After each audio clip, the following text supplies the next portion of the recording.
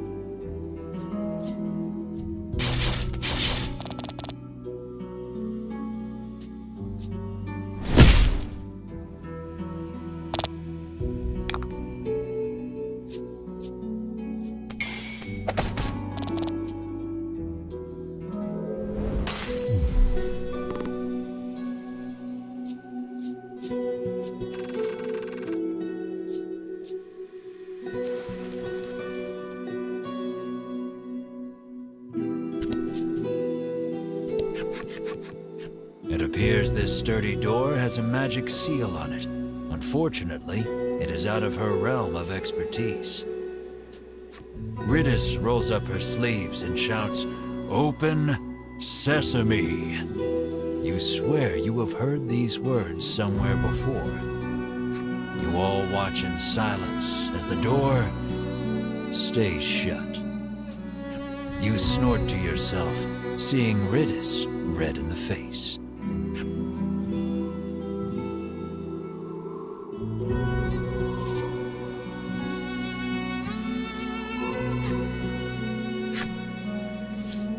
Bruno exhales deeply, then places both hands on the door. He pushes with all his might, his breath labored, chest heaving, sweat dribbling.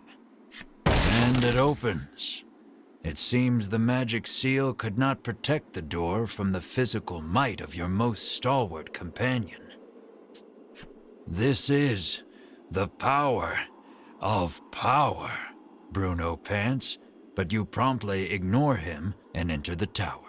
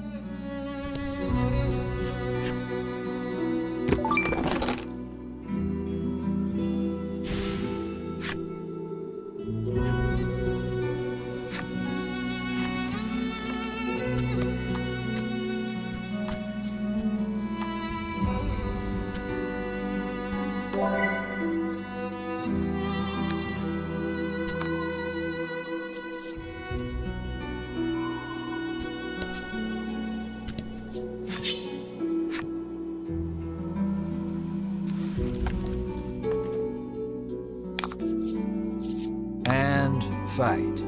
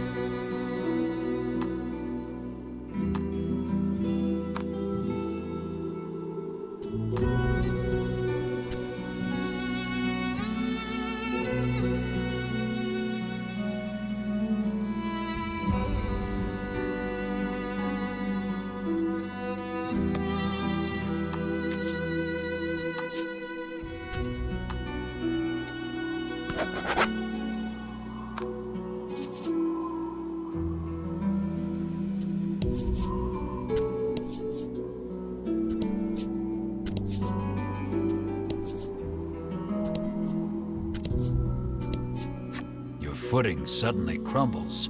With no way of saving yourselves, you fall downward. Once more from the bottom.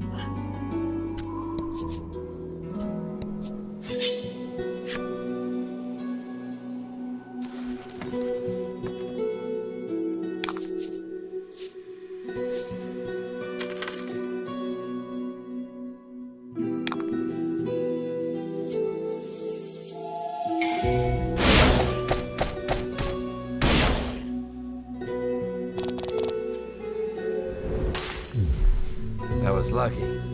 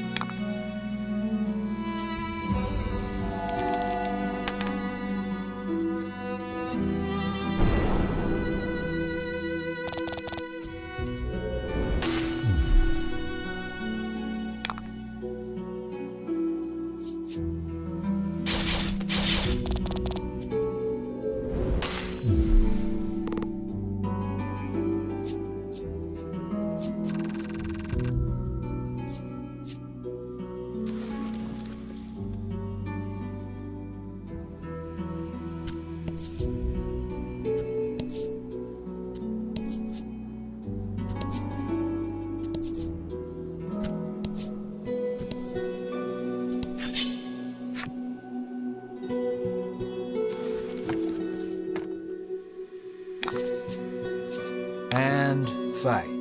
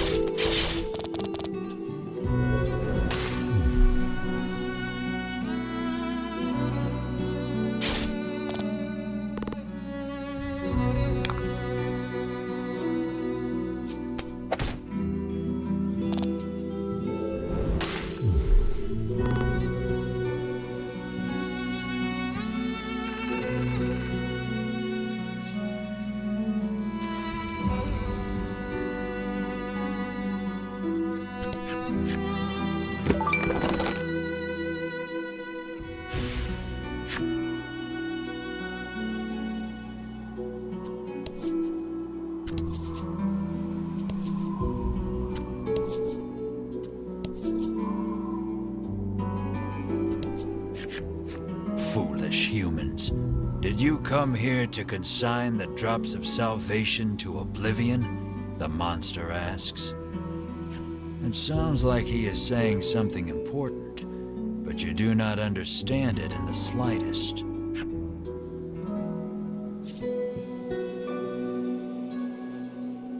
Melanie is so absorbed in thinking about the creature's words, she cannot hear you calling her.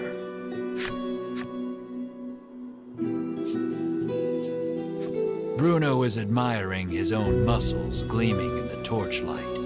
You have made a poor choice. While everyone is distracted, the monster attacks.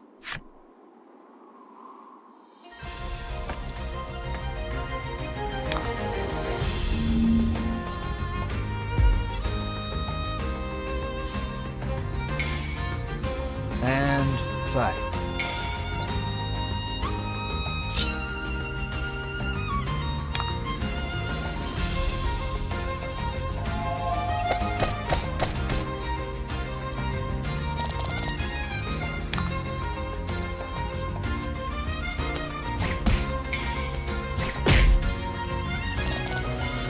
Nice work.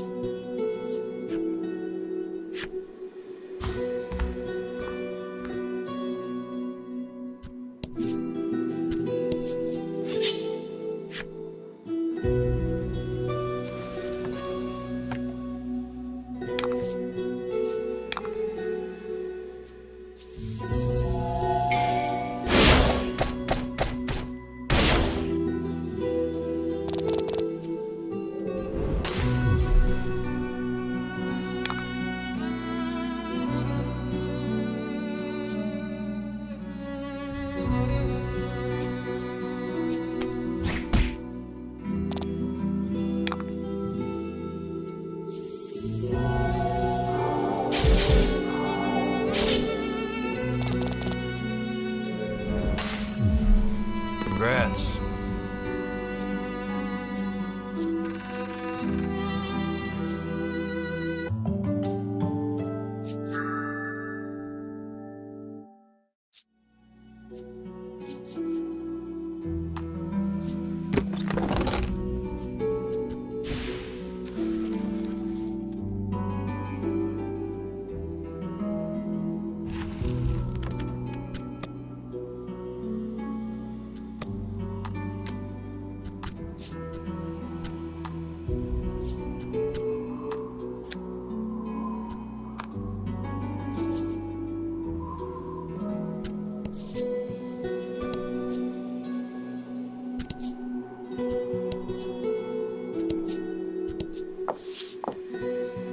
Something glimmers on the floor. Melanie suggests it might be money. You are instantly upon the shining object, picking it up. Melanie asks why you have such a fixation with money. We were poor, so you begin. Then remember being serious isn't in your character. Leaving your past a mystery, you quickly throw aside the shiny piece of glass and move on.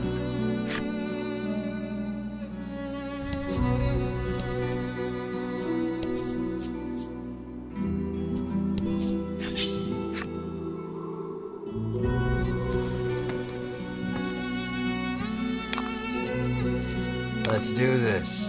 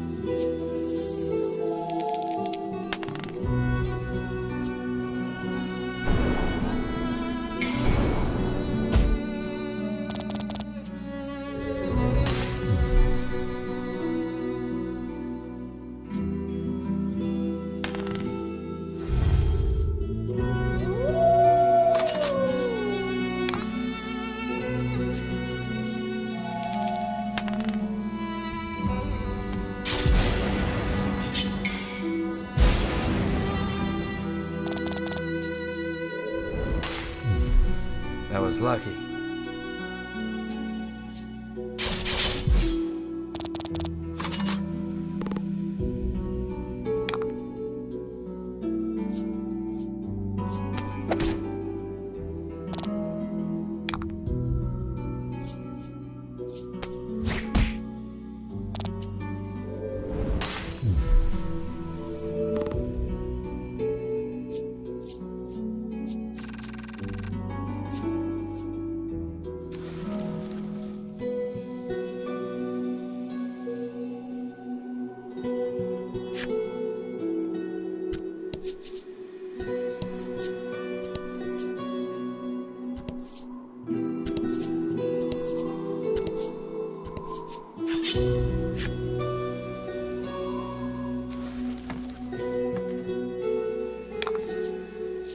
And fight.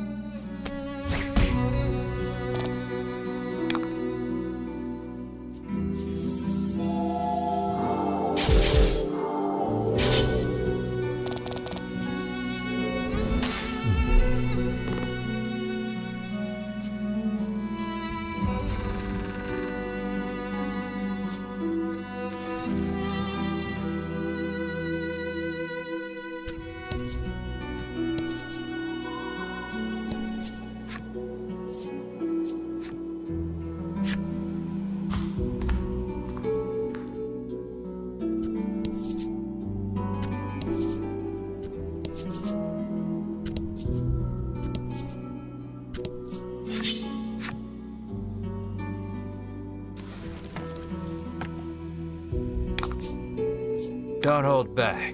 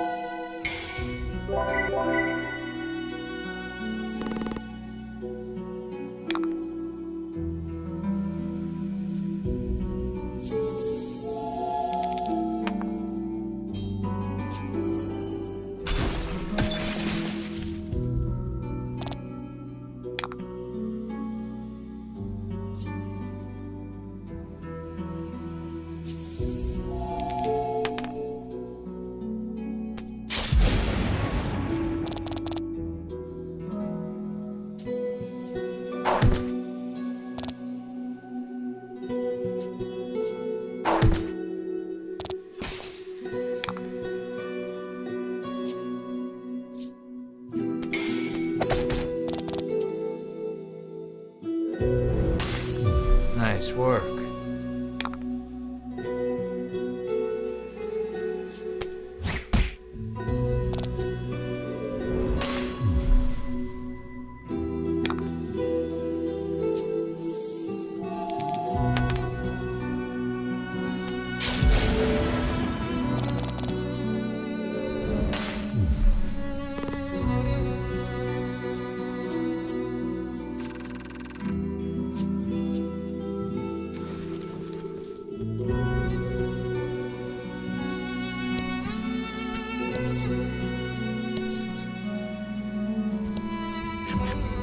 Have you savages no mercy?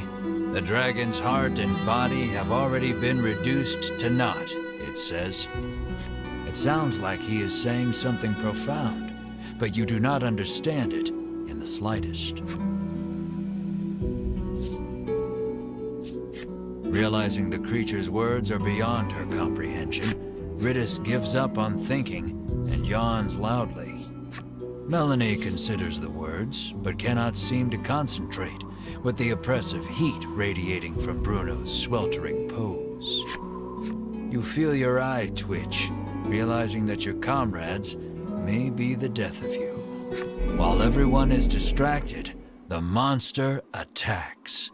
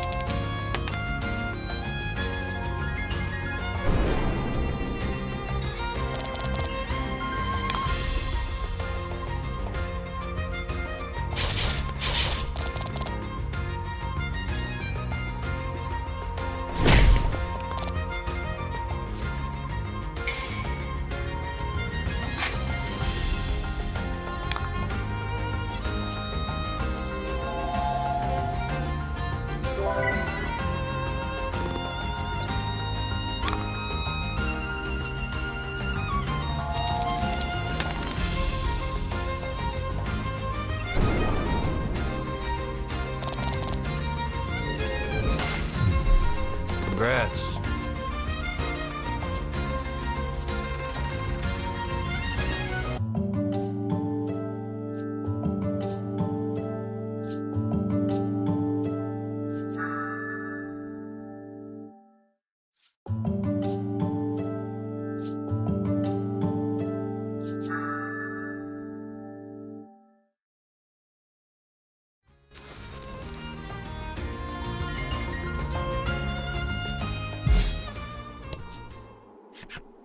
Though the battle is over, you cannot stop thinking about what those monsters were saying. Come on, we have to defeat that dragon, Melanie says assuredly. Why are you so obsessed with defeating the dragon? You ask her. She explains that her mother was killed by the dragon. She did not say any more, but her hatred for the beast was clear in her eyes.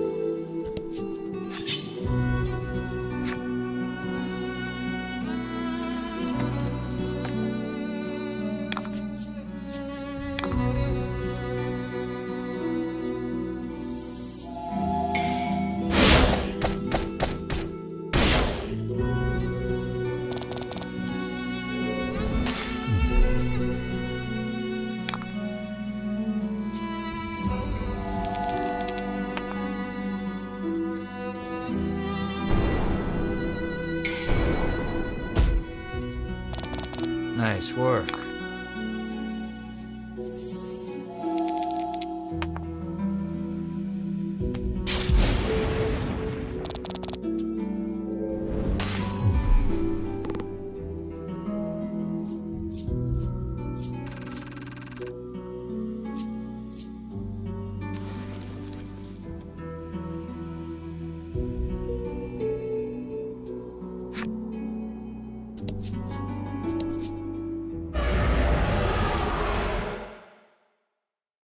You hear the roar again.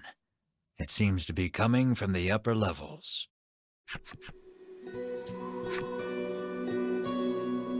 Mar mews, as if in response to the creature's growl. Enamored by the adorable noise, you pet Mar on the head. You're obsessed, Melanie remarks snidely, but looks at you two as if wanting to pet Mar too. It sounds like the roaring beast is close.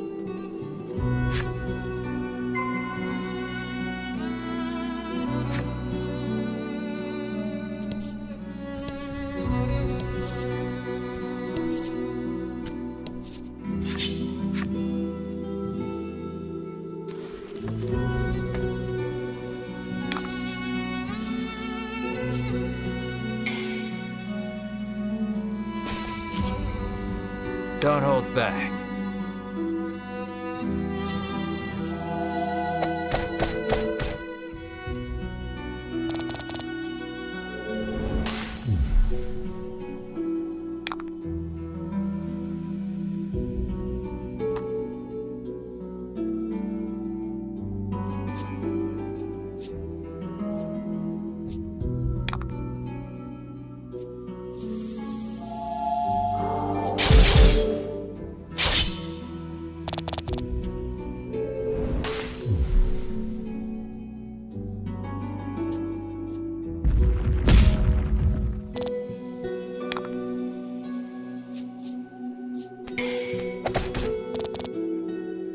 Excellent.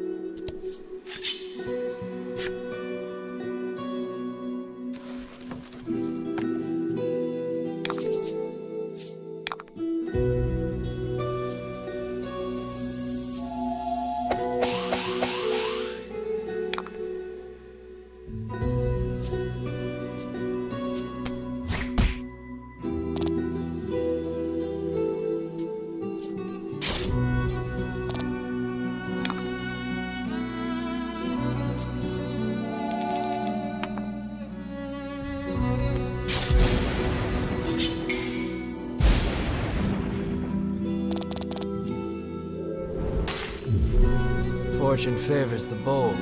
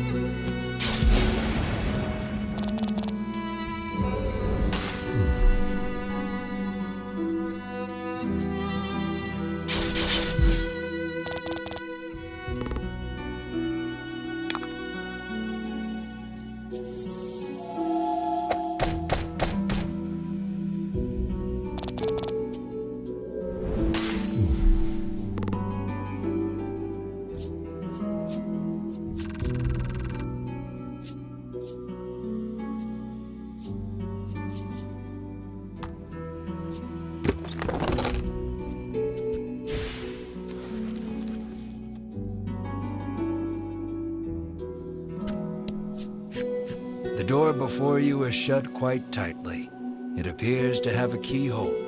The magical key may be of use here. You insert the magical key into the hole and turn.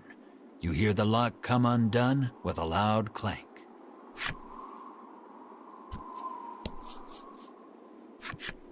The dragon may be just ahead.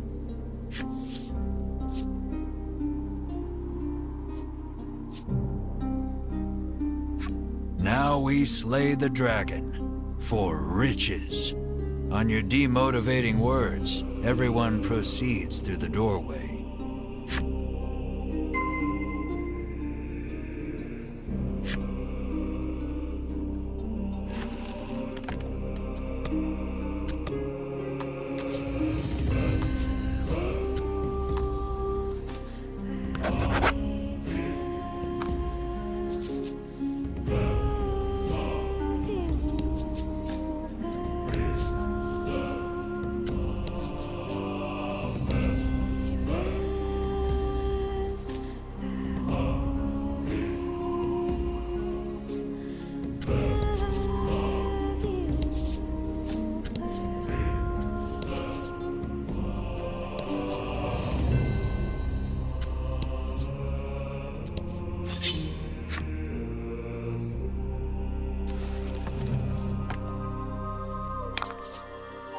About the enemy.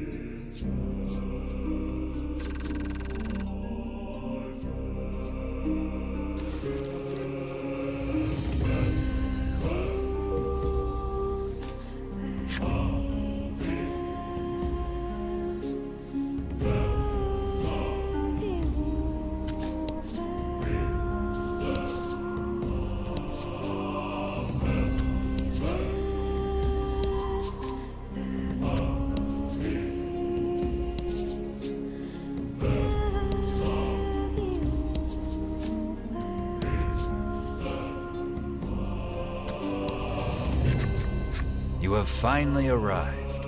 Before you stands the dragon you have been searching for. More assassins, the dragon sighs weakly.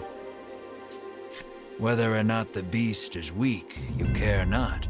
You muster up your courage and shout, "Prepare yourself, you big lizard."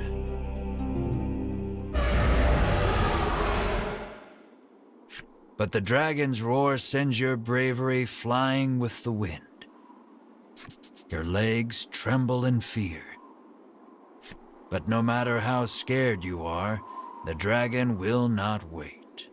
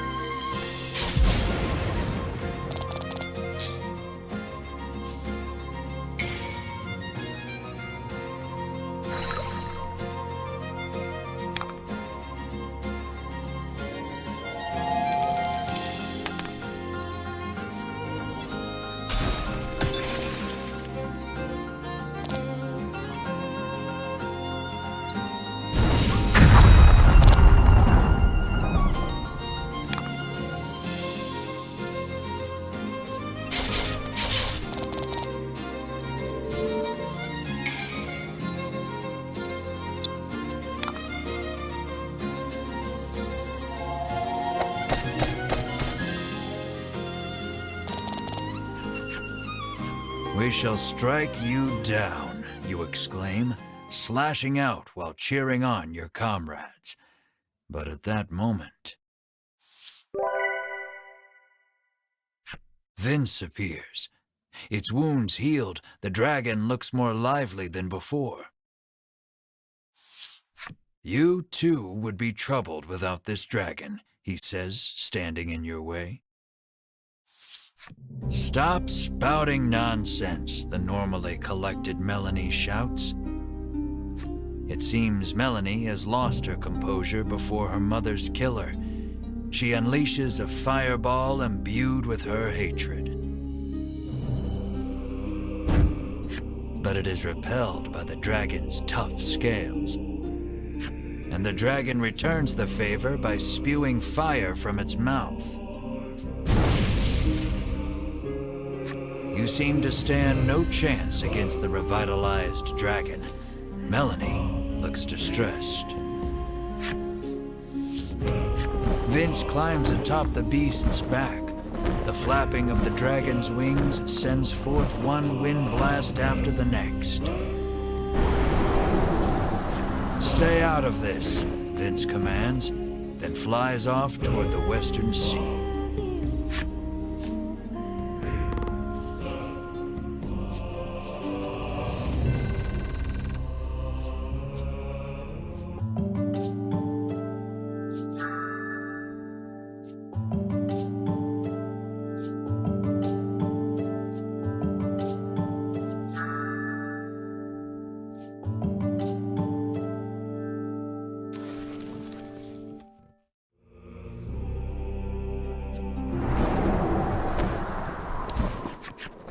You worry for Melanie, who has been burnt badly by the dragon's fire. I can't get up, she whispers weakly.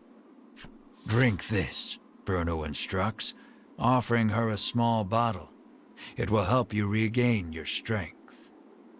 Bruno claims he drinks it every day. It is a recipe from his father, that of a custom supplement.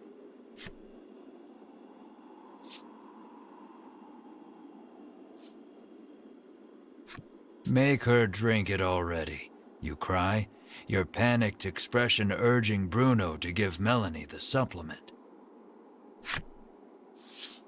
Melanie has a bad feeling about it, but downs it all in a single gulp.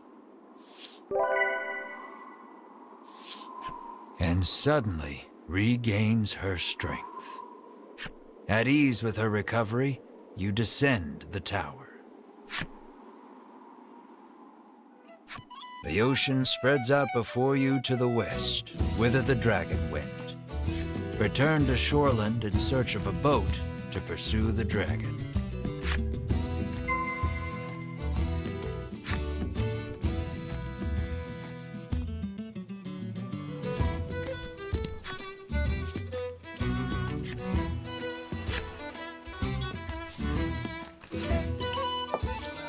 When you return, Oreo approaches. It seems like something has happened to the town. He says a raging wind blew through and destroyed the town. You surmise the flapping of the dragon's wings is to blame. You explain that you need a boat to go after the dragon, and Oreo's look turns grim. Sensing there may be a problem, you quickly make your way to the wharf.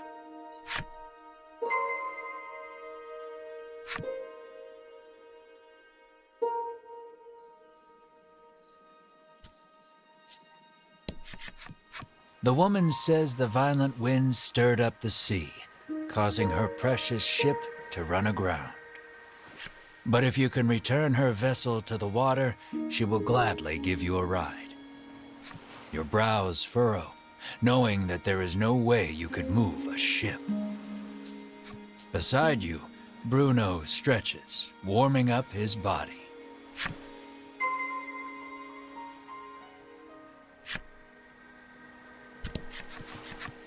After striking a fantastic pose to show off his muscles, he charges straight at the boat.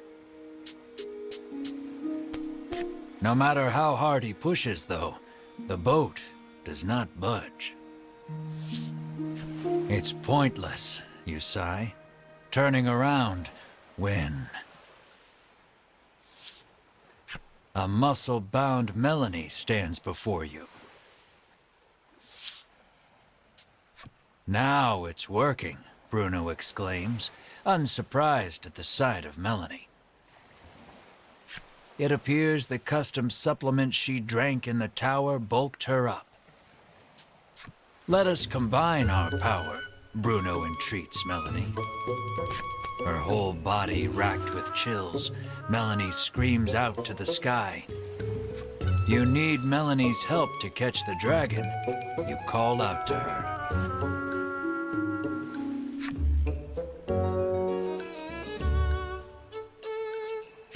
You turn your earnest eyes to her and say, "Please, lend us your strength." But, unable to hold back at the sight of her impressive build, burst into laughter. But in the next instant, you receive a violent punch to the face and are sent flying. You hear your bones creak in a way you've never heard before. But afterward, the two muscle-bound forms work together and return the boat to sea.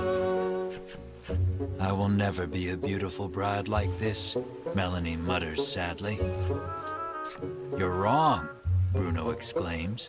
Those muscles are the most beautiful thing a bride could ever have.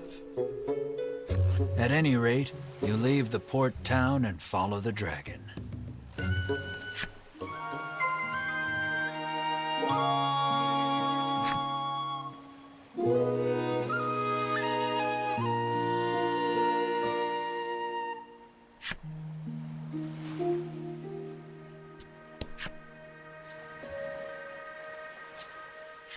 Just as you are about to leave, Oreo comes to see you off. It looks like he has something to say. According to him, the dragon flew to the west, where there is an island called Mt.Medica. Rumor has it they are actively researching medicine on this island. He thinks he can use their knowledge in his work. Understanding his father's wishes, Bruno nods. Say no more. Mt.Medica. Something stirs deep inside your chest, but you blame your imagination and board the boat without another thought.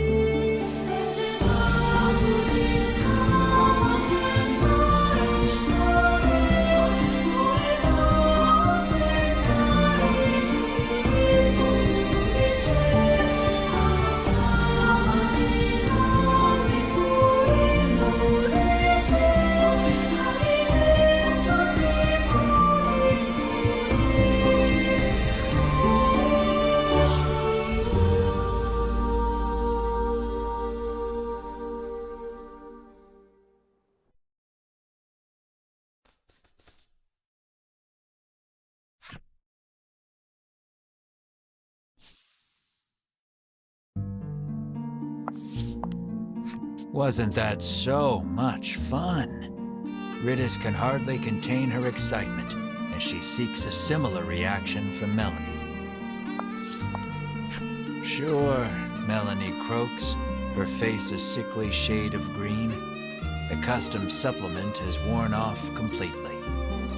Ridis turns to you and carries on, oblivious. Wasn't that just the greatest? You, however, are a bit worn out, as your mid-voyage teasing of Melanie prompted her to wring you like a rag. Your first order of business should be a sweep of the island to ascertain the dragon's whereabouts. Tread carefully, as danger lies in the unknown. A road stretches west from the docks, suggesting the presence of a house or settlement at the other end.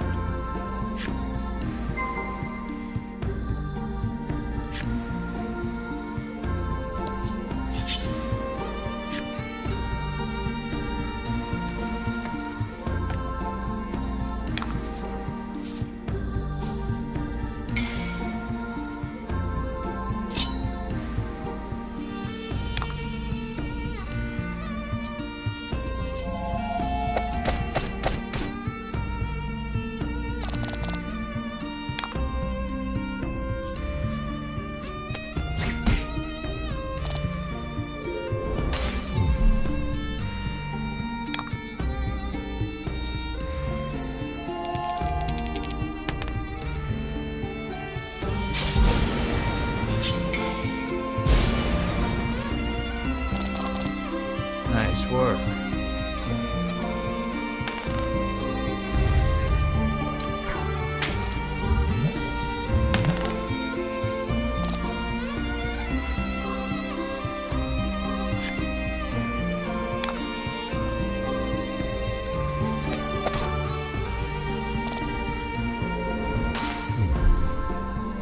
Congrats.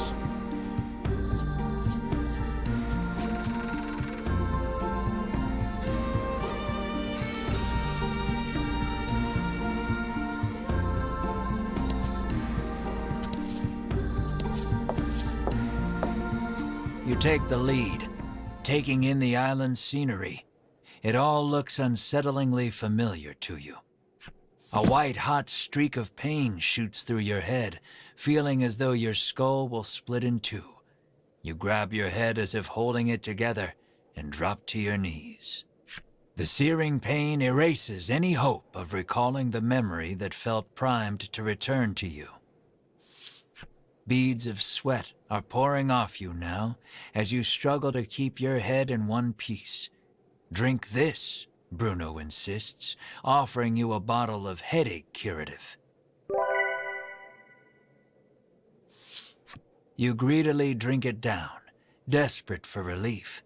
The pain begins to ebb, and you hurriedly resolve to press on.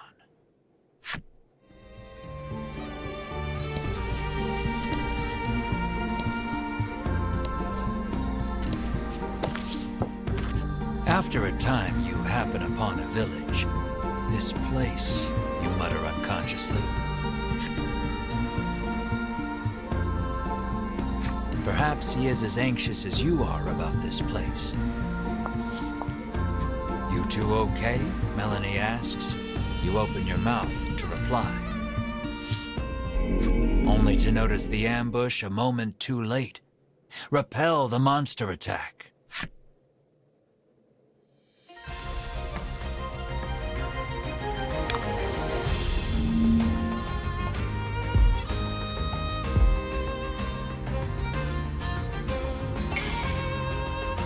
Rout the enemy.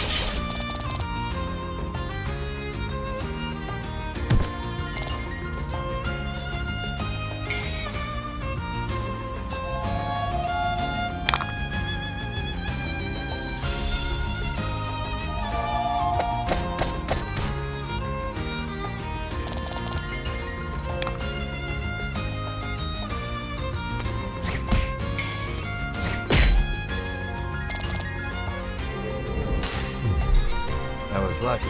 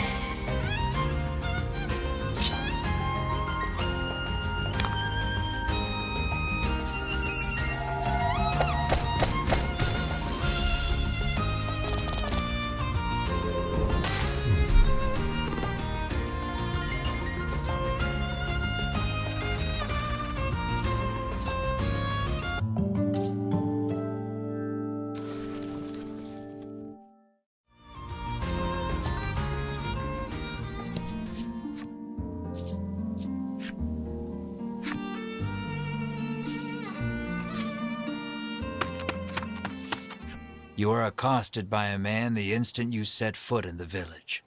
"Medicine, please," he begs. His eyes are glazed over, and his general demeanor unsettling. Should he really have medicine? You give him a glimpse of the medicine. "Nothing in this life is free," you sneer. Your callousness is swiftly punished as the medicine slips from your grasp and clatters to the ground. The man runs off to who knows where, making noises that can only be described as inhuman. You and the party resolve to continue exploring the village, despite the unsettling encounter that just occurred. Something is askew in this village. It would be best to proceed with caution until you can determine what is happening.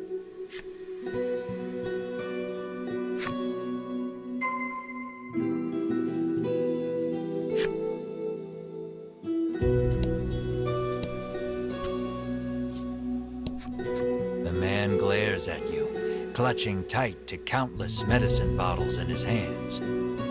He insists that they all belong to him and refuses to share them with anyone.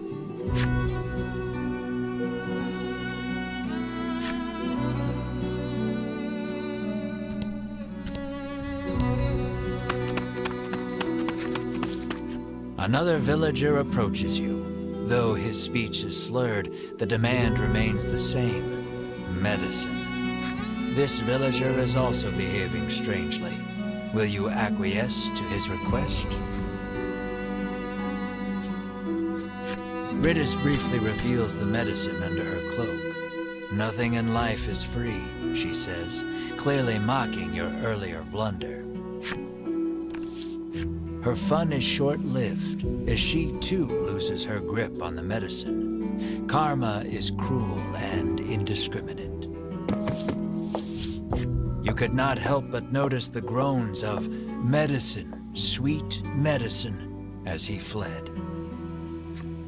Something's not right in this village, Bruno mutters, clearly worried. You hear a panicked cry up the road. "Stay with me. Focus on me." That can't be good.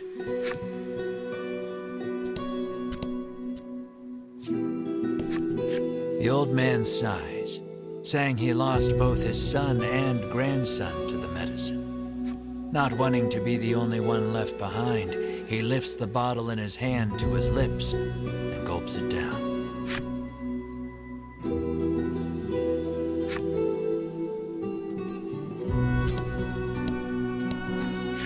"You must fancy yourself quite the eccentric coming here," the innkeeper drones, as if incensed by your very presence.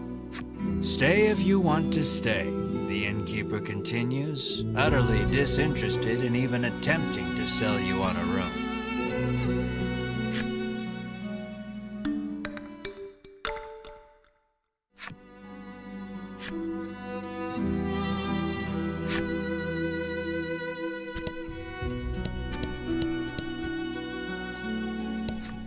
You hail the villager, only to receive a blunt, "Go bother the village headman with your chatter," in return. The villager turns to face the wall once more, and smacks his head against it repeatedly. His forehead is soon covered in blood.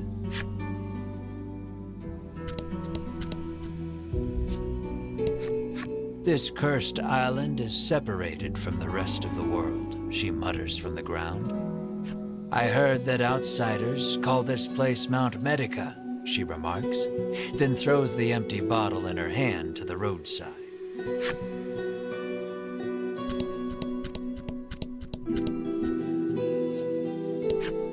You ask the villager about the dragon. "The headman can help you if you're in some trouble," she retorts, doubling over to empty the contents of her stomach onto the street. Dozens of empty medicine bottles litter the ground in front of this woman.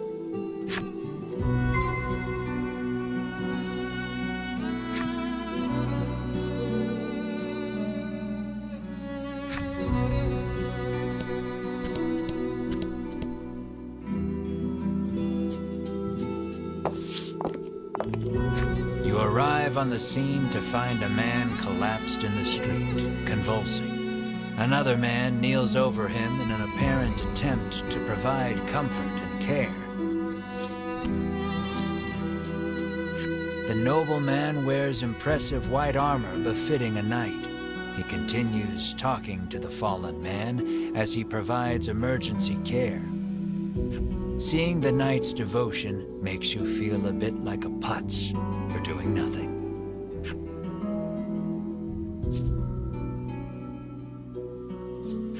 You ask Bruno to provide some of his custom supplement.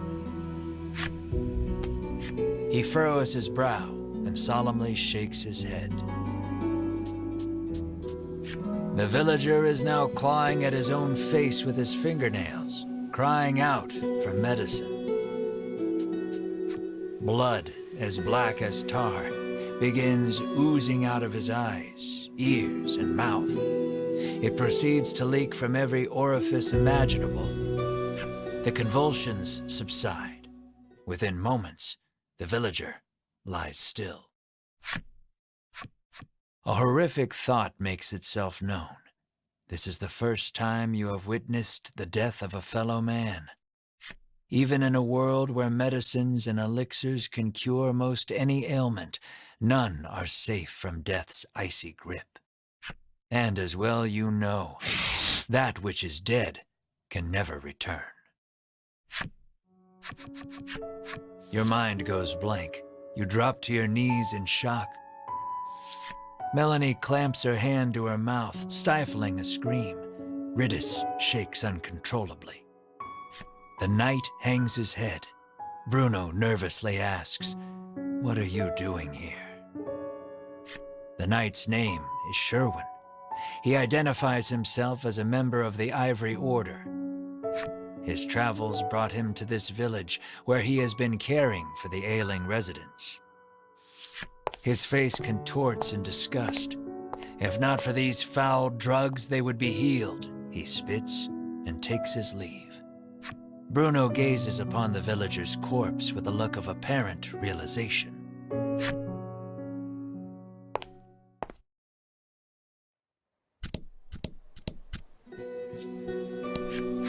You had best get out of here quick, she cautions you. If you stay here, then you too will... She begins, then suddenly starts cackling.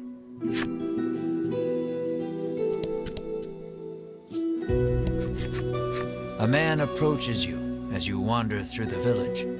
Spare a bit of medicine, he asks genially. He sets about convincing you that your kindness will be returned tenfold if you just give him a little from your pack. His silver tongue would put even the best salesman to shame. You reach for a bottle of medicine, completely taken in by his pitch. Bruno stills your hand. I wouldn't do that if I were you.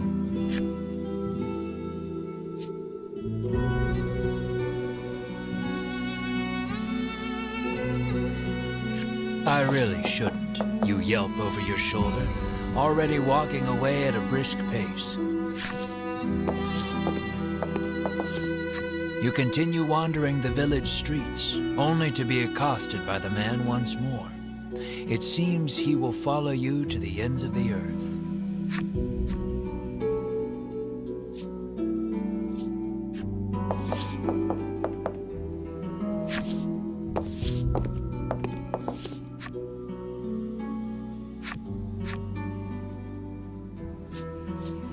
Why do you want it so badly, you ask, affording him another opening. He gladly takes it.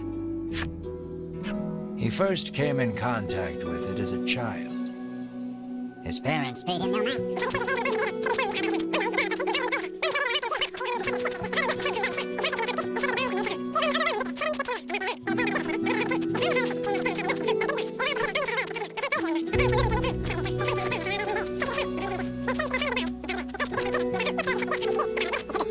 Never since forgot its wonderful taste.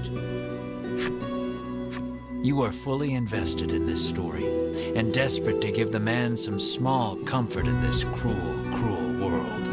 You're primed and ready to hand it over.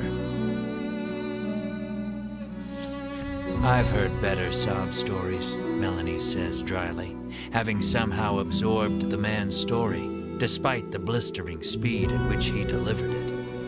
Bruno thinks you'd better not, but you're not so sure. You heed Bruno's warning and return the medicine to the man's shoulders droop, and he shuffles off out of sight. He appears to have dropped something peculiar in his haste.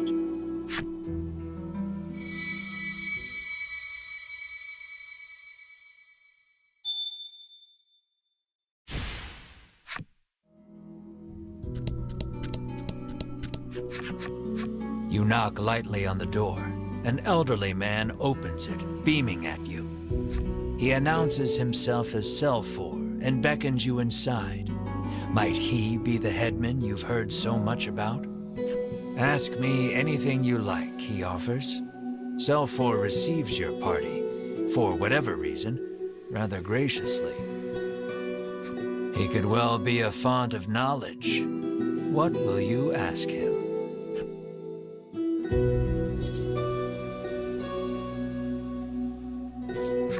You ask if he is the one in charge of the village. It's true that the villagers call him their headman, but I feel compelled to correct the record and state that my official title is overseer.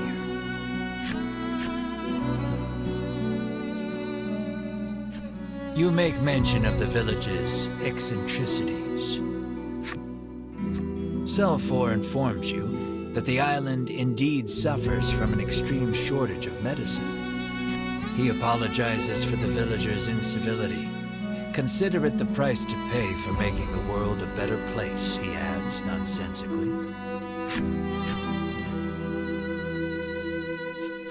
You ask if he has seen the dragon. Why, yes, he says. He returned to this island just the other day. Oh, but don't worry, he continues. He hasn't caused us too much trouble. Needless to say, this does not comport with your understanding of the dragon. You notice Melanie lift an eyebrow at his use of the word returned. At any rate, the dragon's presence on the island is confirmed. You quietly celebrate the first credible lead you've yet received. Your questions satisfactorily answered, you thank Selfor and turn to leave. He asks you to stop. We have yet to discuss the terms of your living here, he declares.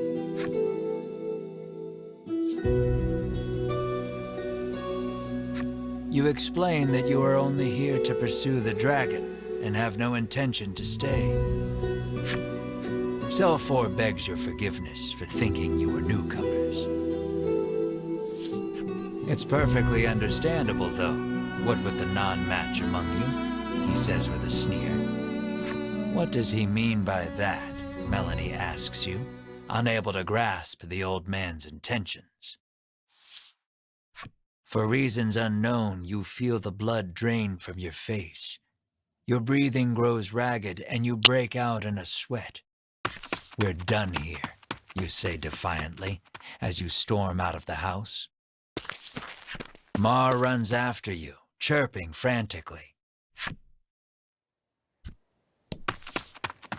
Melanie and the others give chase, but you and Mar are well out of sight by the time they make it outside. The two can't have gone far, though. It may be best to first search the village.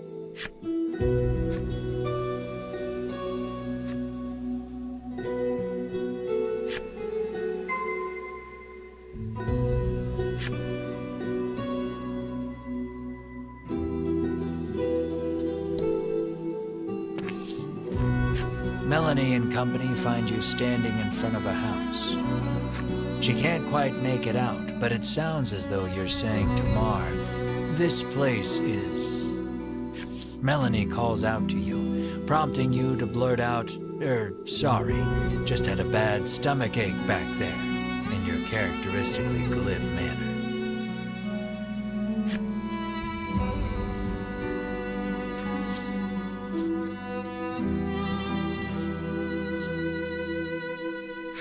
She surveys you both and sees two haggard travelers unwilling to admit they're in need.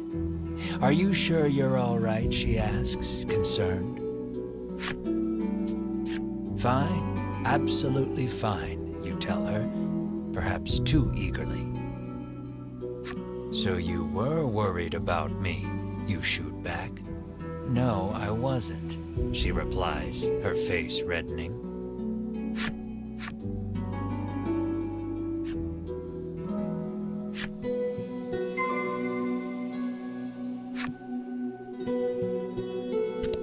There isn't a soul about.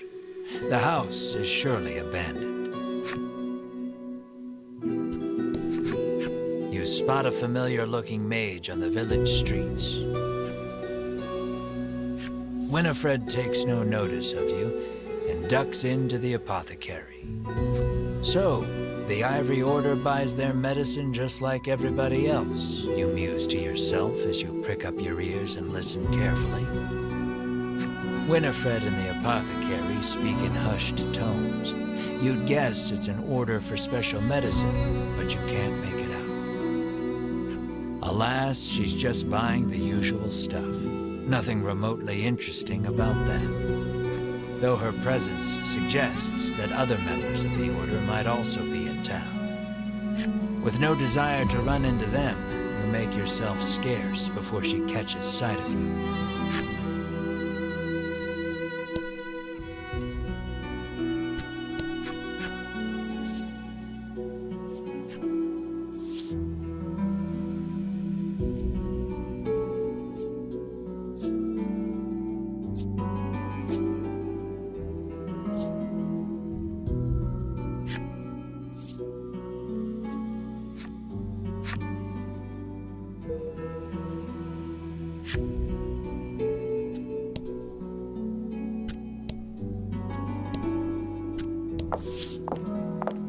You spy the very people you were hoping to avoid, gathered near the village gate. The last thing we need is a confrontation, you mutter, spying them from the shadows. Why are we always hiding? Melanie hisses under her breath. Two members of the Order are speaking with Sherwin.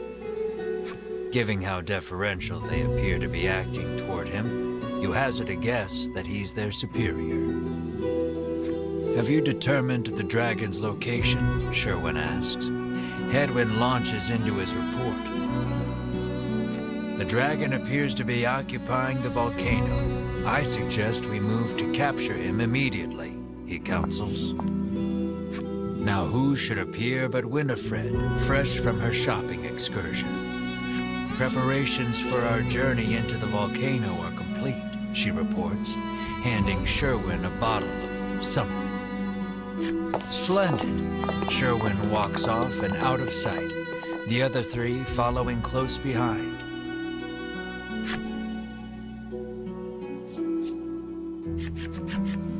Lucky for you, your hastily improvised hiding spot afforded you valuable information on the dragon. Yet their conversation raised as many questions as it answered. There was talk of capturing the dragon. Melanie picked up on the incongruity as well. The Queen ordered the dragon killed, she reminds you.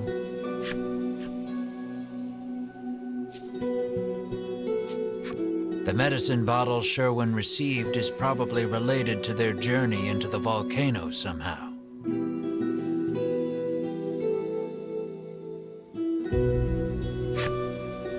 Bruno recalls seeing a bottle much like it once before.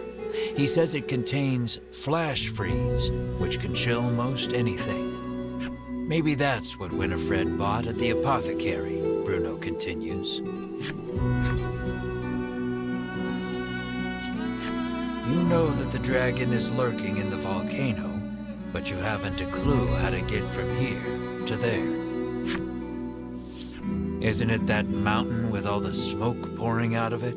Ridis asks, pointing westward.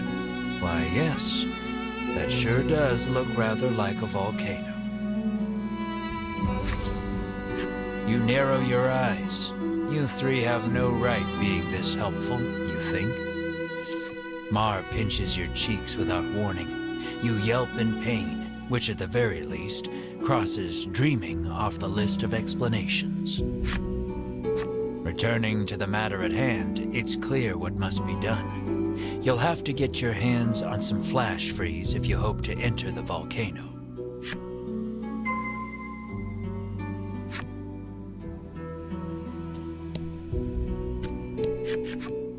Happen to have any flash freeze for sale? You cheerily ask the apothecary.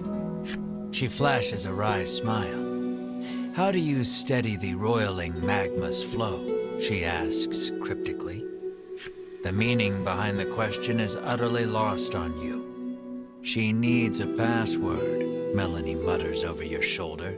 The answer, then, would be the password. So, how do you steady the roiling magma's flow?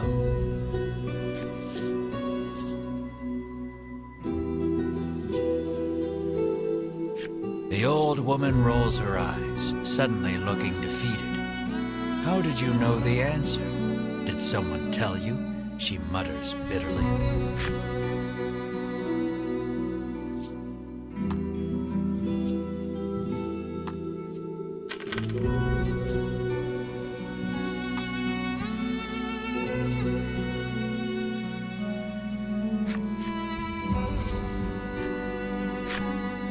You've managed to crack the code, and a bottle of flash freeze is yours.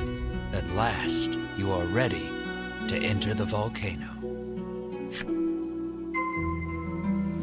You've got a long road ahead of you, so you had best be prepared.